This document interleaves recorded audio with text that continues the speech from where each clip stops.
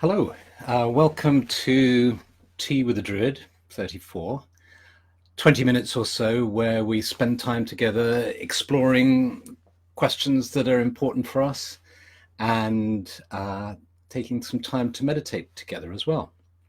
It's lovely to see you here. Welcome if you're new to this experience, and welcome as well if you're a returning visitor. And it's lovely to see already people coming. Ellie and John and Renee, hello. That's great to see you.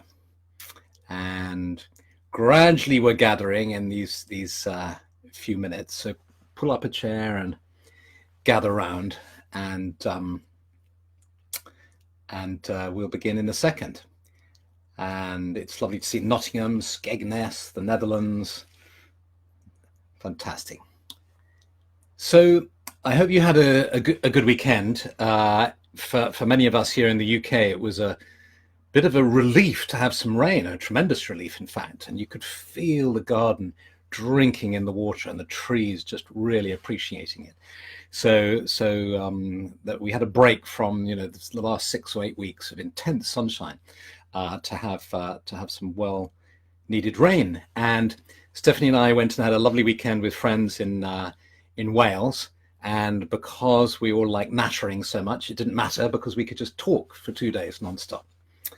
And one of these friends was Juliet Grayson, who's written a fantastic book that I just finished reading called Landscapes of the Heart, the working world of a sex and relationship therapist. And she's just written a wonderful book that for any of us in relationship, I think it's really helpful and interesting.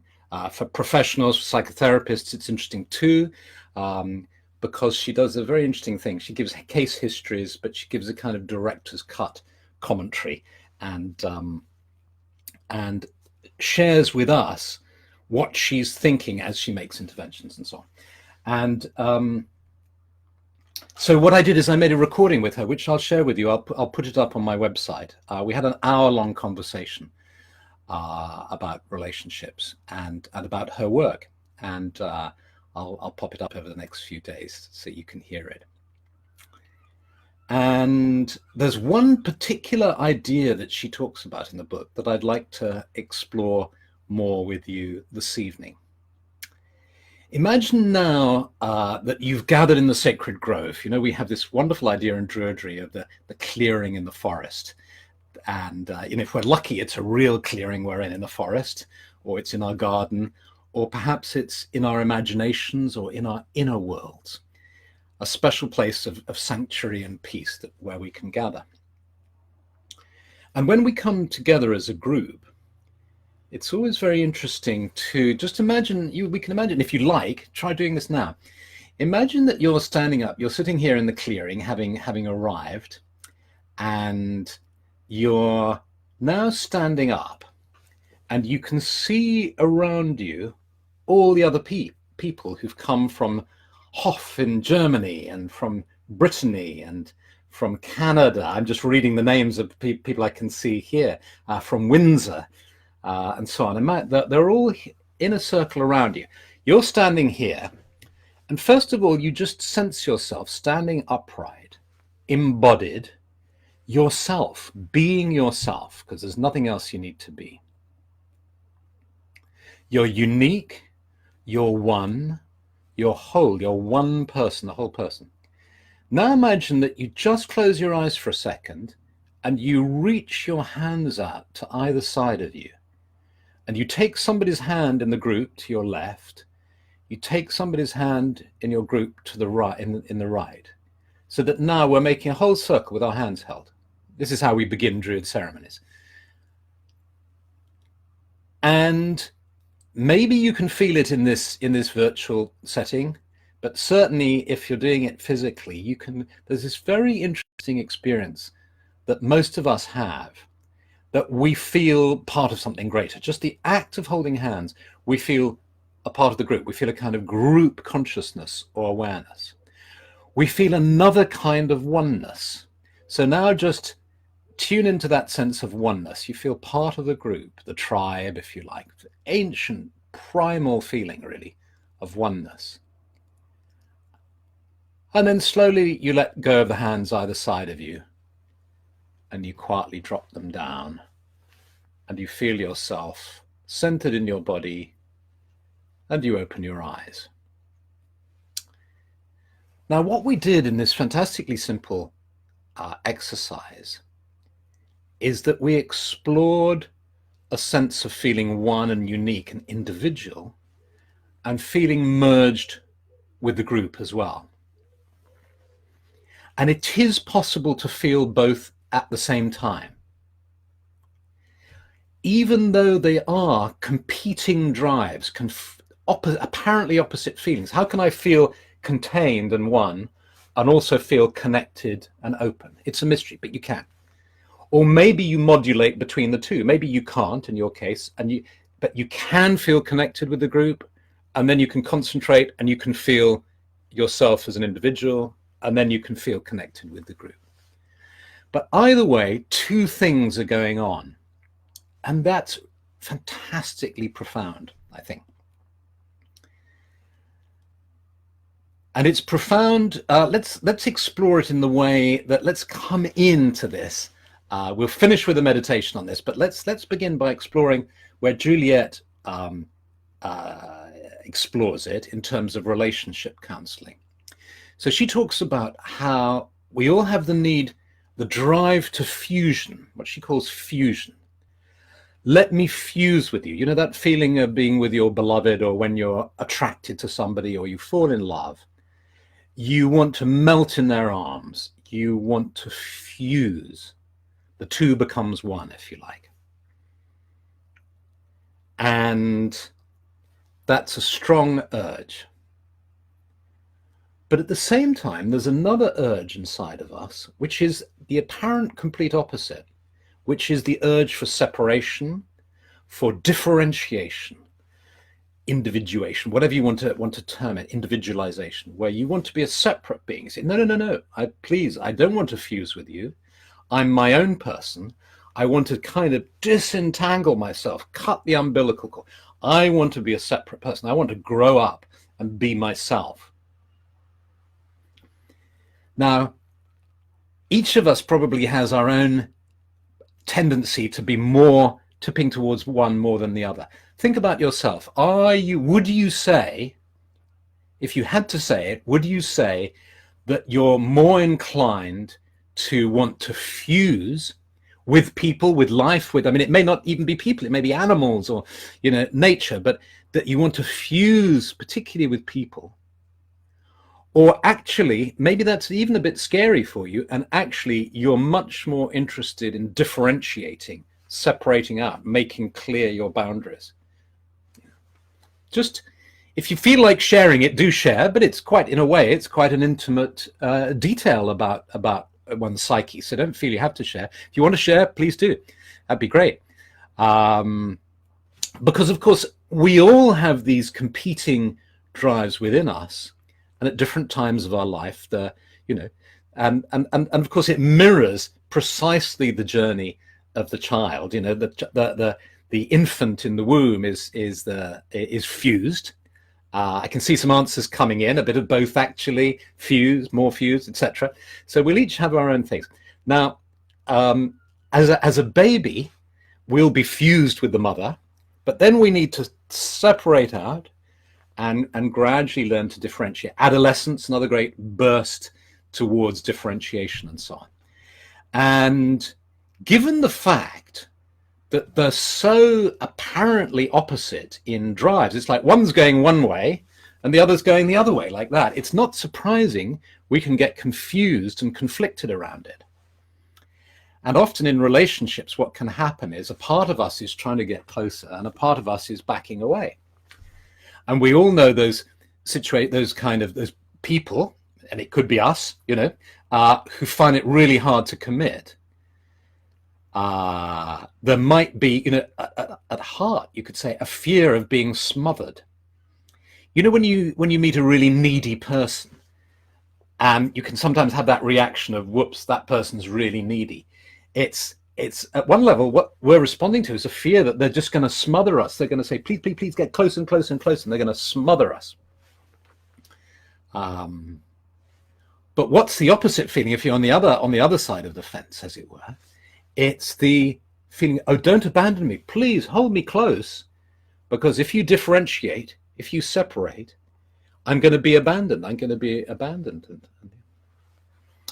So these two, and so part of our task as developing human beings and in the process of personal growth, etc., is to harmonize and balance our need for both of those things, because of course we need what Juliet calls bonded connection. We need close, we need intimacy, we need emotional connection, a sense of emotional connection, but we also need to be our own people. So a lot of very interesting material there, an interesting idea to explore in one's own life, in one's relationship with one's parents, one's childhood, with one's partner or one's partners through time and so on. A lot of material to look at. And it got me thinking as well, and this is where we're going to move now from the psychological to the spiritual or mystical, if you like, or magical. I thought this is interesting because the urge for fusion is essentially the mystic urge. What does the mystic want to do? They want to merge with God, with Goddess. The mystical urge to attain fusion with deity, you want to be lost in the beloved. There are all sorts of ways we talk about it. You know, the Sufis in their poetry speak about it beautifully, you know, by depicting deity as the beloved. You can, and of course there we see this fascinating way in which the psychological and the spiritual are, of course, on the same, we're talking about the same thing, because relationship is relationship, whether it's with deity or with your partner. So in Sufi poetry, there's all this talk about fusing and merging and blending with the beloved. So that's, I think it's fair to say that the mystic is responding to the dynamic or the drive within us for fusion. Its shadow side, its pathology, its challenge, if you like, is in it not being regressive. For us to ask ourselves, is my desire to retire from the world? Is my desire to seek only God? Is my desire to merge only with the Goddess an urge that is really because of my fear of engagement with the world and because I want to be back in the womb? You know, interesting things to ask oneself. So if that's the mystic, if that's the drive that's operating in the mystic, what's the drive that's operating in the magician? Well, what I'd suggest to you is that the magician is someone who, or it's a part of oneself, because I think what we're doing by talking about this is we're looking at different aspects of the spiritual self, the soul, the spiritual seeker within us. You could call it subpersonalities, you could call it aspects, doesn't matter. So one aspect of our spiritual self or spiritual seeker within is seeking union with deity. Another aspect, I believe, and I would call the magician, is seeking differentiation, is captivated by the beauty of the world, wants to engage with the world, senses that they are here for a reason. It's meaningful. It's not all about just getting away from this. It's about engaging fully and being in relationship with life and with the world of form. And the magical task, or the task of the magician, is to engage consciously, spiritually, magically, with awareness, to be a force for good in the world. And these are the acts of magic that I think are interesting and worthwhile. Is how can I be a magical force in the world that brings love, light, peace, happiness, joy, inspiration, lots of good stuff to other people and the world. And again, what would the pathology of that be? What would be the shadow side of it? Well, when it becomes a fear of merging, a fear of going inside to the source and dropping one's attachment to the world of form. So instead, one becomes compulsively obsessed with doing things in the world. And that either just becomes, the burnout of constantly being a do-gooder in the world, trying to effect change and not being able to resource oneself inside. Or in the worst case, it becomes the attempt to exert control over other people.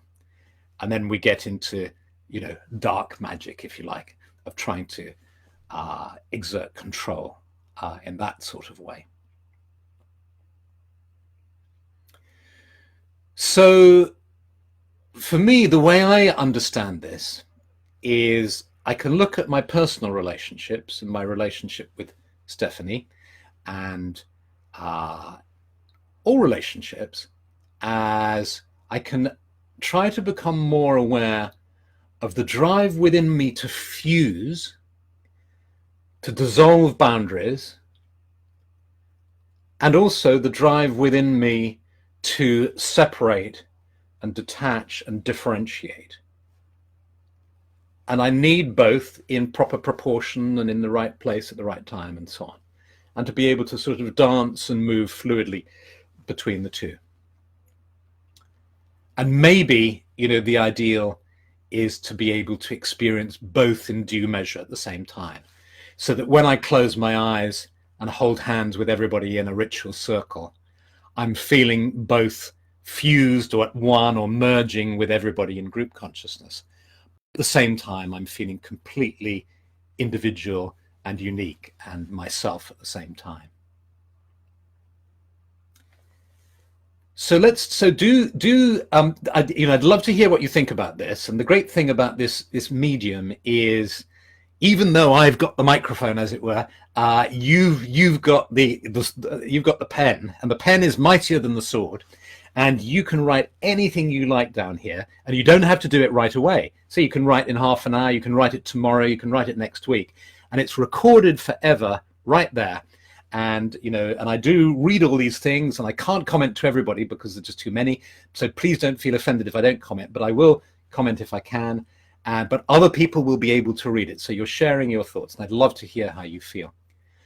But let's, for this moment, let's ground our experience with just a very, very brief meditation, where just for a moment we let go of these thoughts and just become aware of being in the sacred grove. And again, if you're new to this tea session, you don't have to do this. You can just watch it and see how you feel, and maybe replay it, do it afterwards if you like it, or you can go straight into it now. And basically what it involves is just allowing yourself to just come to rest, and closing your eyes probably to better concentrate on yourself,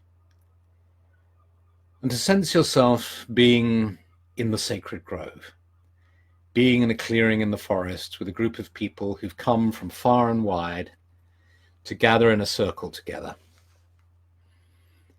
And you become aware of the earth beneath you. And you just allow your tensions just to drop away into the earth. And just as you breathe out, just all your tensions drop away into the earth. And you feel the strength and the healing power of the earth. And all that life in the earth, all those creatures in the earth and the stones and minerals in the earth, bringing their life and their energy to you too. And you sense the trees around you, and you feel their peace and their power, and you feel their roots deep in the earth, their trunks rising up, their branches and leaves high above you. And you breathe in the scent of the trees, breathing in those essential oils that the tree is excreting, that's going right into your body, breathing it in, breathing in the peace, the protection, the power of the trees.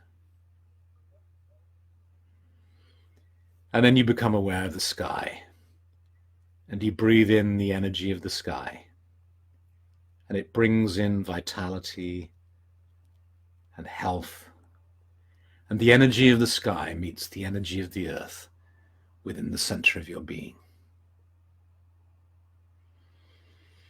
And as you just focus on breathing in and breathing out, you just allow yourself to feel at one with the earth and the sky and the trees around you. No separation. Just breathing in and breathing out. Just allowing yourself to feel at one with all beings, with all life.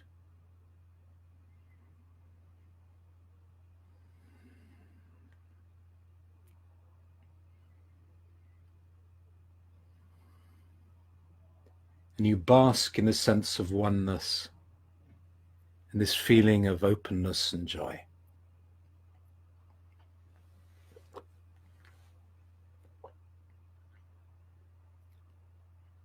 And knowing that you can come back to this place and this feeling at any time to spend as long as you like, just being open, feeling at one with all of life, all of being. You come back to an awareness now of being seated in the sacred grove. Your inner eyes and your outer eyes are closed, but you can sense yourself being seated in the forest. And you allow your inner eyes, the eyes of the soul or the imagination, to gently open as you look up into the leaves, and you see the bright green of the leaves. You see every leaf sparkling. There's dew on the leaves. The sunlight is catching the dew. And you see all these leaves. It's as if somehow you can see every single leaf. Your eyes calmly moving from one branch to another, soaking in the detail, reveling in the beauty and the difference of everything, the different shades of green. And as your eyes move to the trunks of the trees, the different shades of brown, the different kinds of bark. As you move your eyes down, you see the roots going into the earth, and you see grass on the ground. You see little flowers, different colors and bushes, and you see paths leading away in the forest. Such beauty, such difference, such exquisite detail all around you. And knowing too that you can explore this detail whenever you wish, simply by returning in meditation to this place. You allow yourself to close your inner eyes, to become aware of yourself seated in the grove, your group of fellow meditators around you in the circle. And you gradually allow your awareness of this group and this inner grove to fade as you become aware of being seated in front of your laptop or your computer, your phone or your tablet, feeling fully present here and now. You stretch your fingers and toes, and when you feel ready, you open your eyes. Feeling fully present here and now.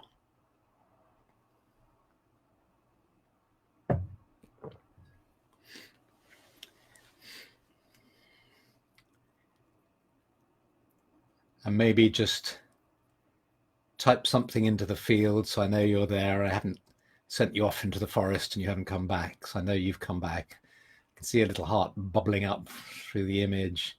Alain Giroux says, wow. Jorg Timmel says, nice cup. Lovely. Lovely. So that's felt a lot of good souls tonight, says Gio Butler. Feels good, doesn't it?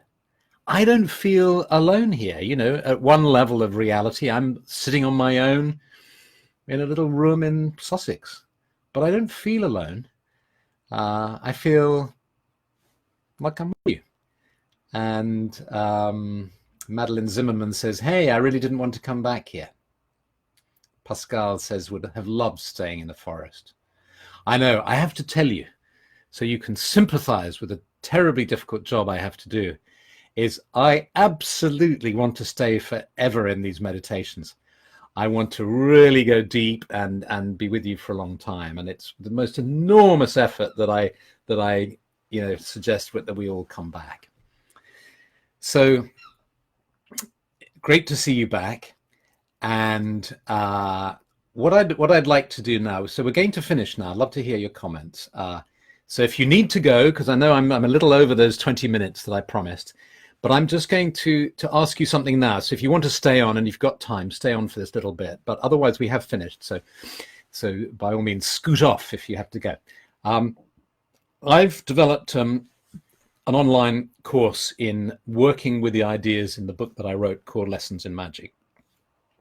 And it's seven lessons, and I've made some films, and I've put together a little online course because I'm very aware that book I wrote is incredibly condensed. I deliberately wrote it in the most condensed way possible. So what I'd like to do is I'd like to beta test it. You know, the internet gives us this fantastic opportunity to do this. I did that with the sleep course that I organized, where I asked people if they were having difficulty with sleeping, if they could beta test it. And it was hugely helpful. So I want to make a small group of about 20 people who are willing to beta test this and give me their feedback. And so it's clear what the invitation is. What I would do is, in about a week or two, or possibly 3, I would invite you to go online and spend about an hour a week for 7 or 8 weeks. So just about an hour a week to do, to watch a lesson. There's some audio in it, there's some little films in it, there's some text in it to read. And if you commit to doing it, what I'd like you to do is to do that, and then there's a comments box at the bottom, and for you to fill in your comments. Did it work for you or not? Any ideas and feedback and so on. And this would stay up so that when other people did it, they would see your comments. It becomes a community thing, and it's not just me holding forth, but it becomes a group effort, which is great, I think. The idea being that you would do this course, and it would take about 7 or 8 weeks. So that would take us, say, through August and September. But at the end of September, I'd have lots of interesting comments that would fill out the course nicely and would be helpful to people who took it. And hopefully you would give feedback on the course that I could quote, saying so-and-so liked it and so on, like that. So only offer to do this if this is what you wanted. If you think you can manage about an hour or so once a week for about 8 weeks. And also, if the topic interests you, what it is it's exploring a very specific kind of magic. It's what I would call the magic of making. It's one particular kind of magic. So I start off talking about what is magic and so on, the difference between mysticism and magic, and then home in on a very specific one, which is working with goals for your life. So it'll be very familiar to those of you who are familiar with the sort of pop psychology of goal setting, but it comes at it from a magical viewpoint. And not everybody wants to work on their goals. You may be of an age or in a period in your life where that's not where you're at. You're not seeking to achieve specific objectives. You're actually seeking to enter perhaps a more mystical phase in your life, in which case this course wouldn't be for you. But if it sounds interesting, and if it sounds like you would like to do that, if you'd like to drop an email to PA, P for Peter, A for Apple, at druidry.org, DRUIDRY. I think I can do a comment myself. PA at druidry.org. There, which is where Maria will get your email and just say, happy to volunteer, or just you don't have to go into great. You can just say yes, would love to do the course or something like that. If I only want a small group because it would get cumbersome if there are too many of us. So again, don't be offended if you're not in the group. I'll just select a group of 20 people and off we go. There. So thank you for listening. It's been great to be with you. And I'll put up the blog post, which gives a little more detail on this, what I've talked about. And then in the next few days, watch out for the interview with Juliet, where I talked to her about her really interesting book, Landscapes of the Heart. Okay, God bless you, Goddess bless you, loads of love, and see you next Monday. Okay, bye.